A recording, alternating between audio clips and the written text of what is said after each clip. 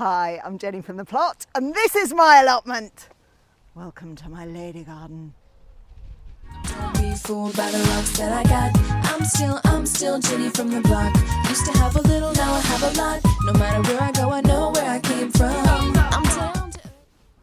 It is a glorious morning at the plot. We had rain yesterday, so that's really, really good news for everyone, I think. I've done a little bit of essential watering already this morning, just because I know we won't have rain today or tomorrow. I think we might be getting some later in the week, but anyway, I just wanted to show you how well my Namia are doing in my pallet bench planters. They're looking so much better since I took out the nasturtiums. I guess because they've just got a bit more room to spread out, and they smell amazing. So I'm really happy with those. Is anyone else having problems with their nasturtiums at the moment? Because all mine have died. Like all the ones here, all the ones at home, the ones in the pea bed, the one at the front of the plot, the one in the tomato bed that was doing the best is now looking like this.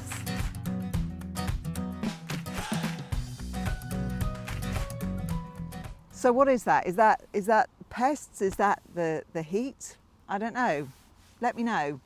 Talking of pests, I had some really helpful comments after my last video with regards to what I thought was black fly on the brassicas. And both Pammy from the Garden of Whedon and Nick the gardener both agreed that it wasn't black fly, it was flea beetles. I mean, as if we didn't already have enough bugs, or, you know, allium leaf miners, slugs, rats, as if we didn't have enough things trying to eat all our crops. Now we have flea beetles. Honestly. So I did a little bit of Googling. And I mean, I don't think you can't really kill them off without pesticides, which I don't want to use, and I don't particularly want to be murdering them, even though they're hideous. Pammy says she's had quite a lot of success using nematodes, which I might try next year. I think you have to water those into the soil sort of earlier in the season, and she said it takes a couple of doses to sort them out. How they sort them out, I'm not going to ask. So I might try nematodes next year. I did find online some people saying make a rhubarb spray with rhubarb leaves, because it's the oxalic acid in the leaves puts the bugs off. It doesn't kill them, but it puts them off. However, it is poisonous to humans, so I think it's more for using on your, I don't know, roses or whatever. Probably not such a good idea on veg. So I'm going to go and have a look and see what they look like today. Okay, so I can still see one or two. Nothing like the infestation we had yesterday. I mean, but they're still there. Oh, it's so annoying.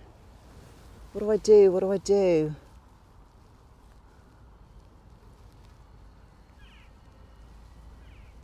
And I haven't made any garlic spray yet. And these guys, I mean, these are just, they've had it. Okay, so I think what I'm going to do is I'm going to go home and make some garlic spray, because it's definitely helped. It hasn't got rid of them completely, and it did rain yesterday, which possibly washed it all off. So that's a job for this afternoon. But my first job today is to deadhead all the calendula. Now, I watched Ali at my rusty garden this morning, who was talking about thug plants in her garden. Calendula, it definitely falls into that category. I planted a few last year. I have them everywhere this year. They are growing in the paths, they are growing in every bed.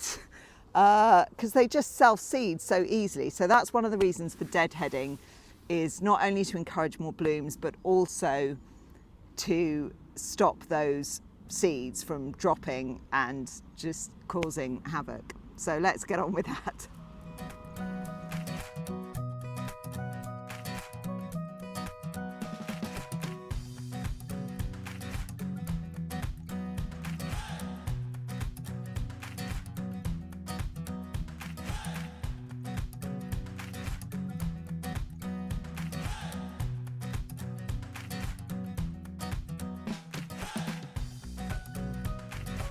Right, my next job today is to take out these very, very dead broad beans. I've no idea why they've gone so crispy.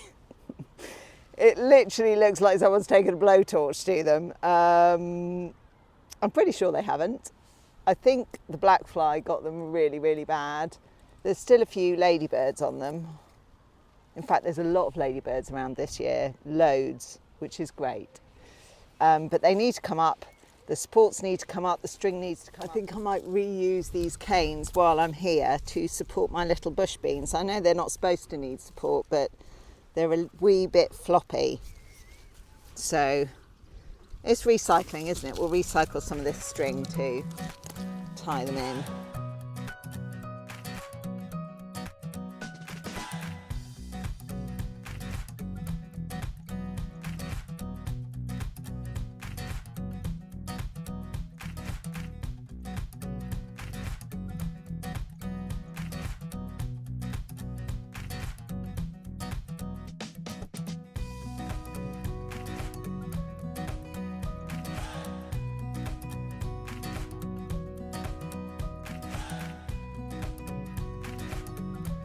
Now what I want to plant in here are my celeriac.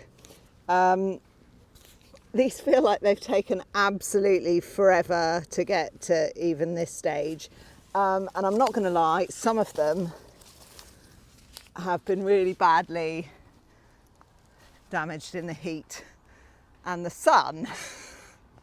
They haven't liked it at all. But I've got a few, and these are the survivors. So I think they really, really need to get out these tiny pots and into the ground.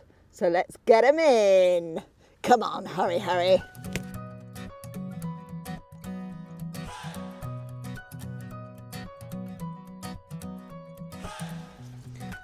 Now they are supposed to be about a foot apart, so I don't think I'm going to get any more than 6 in this space. I'll have to think about where to put the rest.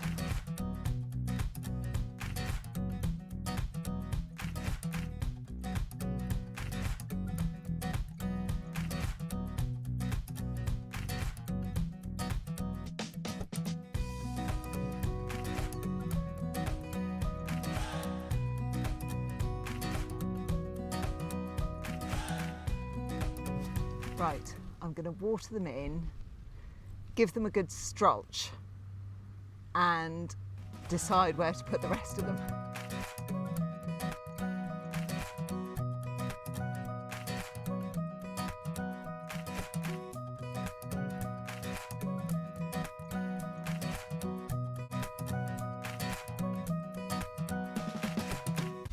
The root veg bed is looking great. But there are some gaps where some varieties did not germinate. So I've got a gap here and a gap here. I reckon I can get 2 celeriac in there and 2 in there. Perfection.